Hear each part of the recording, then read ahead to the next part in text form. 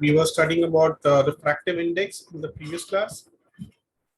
So quick recap, what is refractive index, guys? Yes, refractive index is a relative term. It is refractive index of a particular medium with respect to some other medium, right? So let's say the two mediums are, I'm just calling them as medium 1 and the medium 2. So light is going from medium 1 to medium 2. So normally it should have gone straight, but since the medium there is a change, it will bend towards some side, and that bending depends on the refractive index of the medium. So if I want to find out the refractive index of medium 2 with respect to 1, how do we write it? What is the representation symbol for that? N21. Yes, N21. This 21 tells you that it is a refractive index of the second medium with respect to the first medium. And what is the ratio? V1 by V2. Yes, it will be V1 by V2. V1 is the speed of light in the incident medium, which is the medium 1 from where light is coming, and V2 where the light is going to, speed of light in the second medium. Now, this is a definition which we learned about refractive index, but if any one of you actually listened to me thoroughly, when we were doing the, what is it called? Let me see. Laws of refraction. We studied about Snell's law. Anyone remember Snell's law? Yes, sir. Yes. So while doing that, you see, this is your laws of refraction note. And in the second law, I told you that second law is the Snell's law, and it says that ratio of sine of angle of incidence to the sine of angle of refraction is constant. So what is it? This is also refractive index, and V1 by V2 is also refractive index. That is true actually, okay? Whatever refractive index we are writing as V1 by V2 can also be written in terms of the angles, angle of incidence and angle of refraction. So in this medium, if you draw this normal, let's draw the normal. Where is the angle of incidence? It's over here, of course, right? This angle is the angle of incidence. And where is the angle of refraction? Depending on what kind of medium it is, if medium 2 is a denser medium, what will happen to this light? Will it bend towards the normal or away from the normal if medium 2 is denser? Towards the normal, sir. Towards. Yes, very good. It will bend towards the normal. And if it was rarer medium, it would have gone away from the normal, okay? So let's say it bent towards the normal. And then this angle, what you see here, that is your angle of refraction. Remember, not the angle over here. Be very clear about this. Sometimes people make mistake with that. This angle which it bent with the original path, that is not the angle. Angle made by the normal with the refracted ray, that is your angle of refraction, okay? I and R. Now, the same N21, that is refractive index of the second medium with the first medium, can be written as sine of I by sine of R. Okay? Sir, Yes, tell me. sir, why we are writing sine I by sine R, sir? What is the meaning of sine? In your 10th standard maths, you're going to learn about trigonometry. So there we will learn about sine, cos, tan and all that, okay?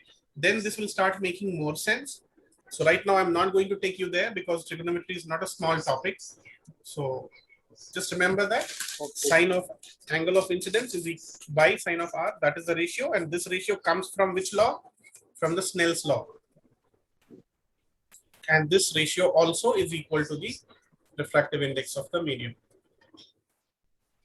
Okay, and we will revisit this thing once we have studied trigonometry. We'll come back and solve some problems based on this. So it will make more sense. Okay. Okay, sir. See, so these questions, what we have here, you should be able to answer. We have studied everything which is above this. So just read through the first question and can you answer it? Tell me. Question. Yes, tell me. Sir, right ray bends towards normal, sir. Yes. The light is coming from where? The ray of light is traveling in air right now.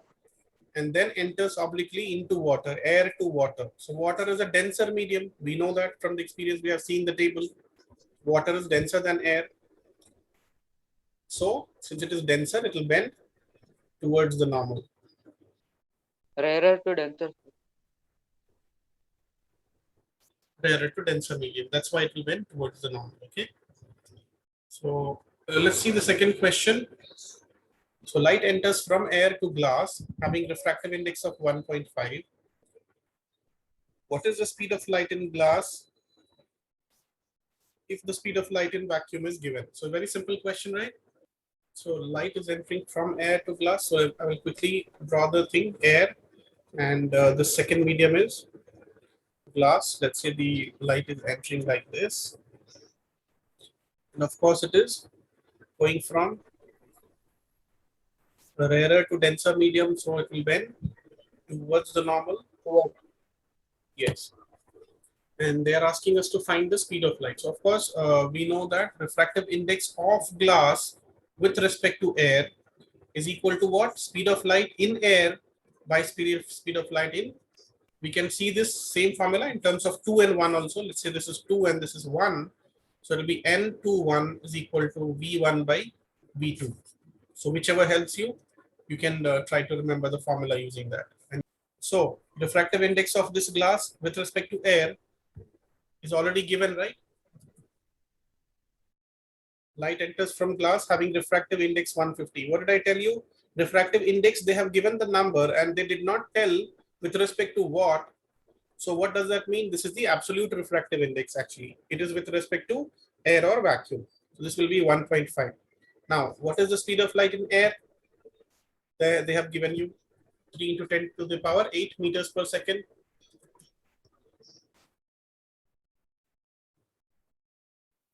And all you have to do is find the speed of light in glass. So just transpose it, Vg 3 into 10 to the power 8 by 1.5. Everyone understands how to find the speed of light in this kind of scenario when refractive index is given to you and any one speed of light is given. Either in the air or glass, they will ask you to find the other one.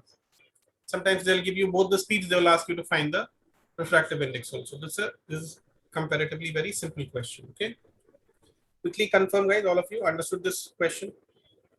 Yes, sir. Yes, sir. Yes, sir.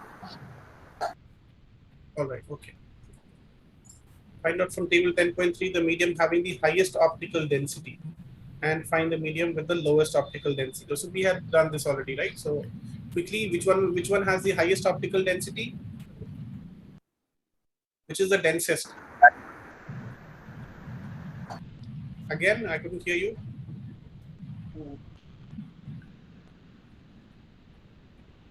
The more Diamond. diamond, yes. Diamond. Yes, it is diamond. This is the densest medium. That's why the refractive index is highest. The higher refractive index means it slows down the light even further. Okay. Yes, sir. And which is the rarest medium, or which is the what they asked directly exactly? Lowest optical density. So lowest optical density in this table would be air. Similarly, fourth question.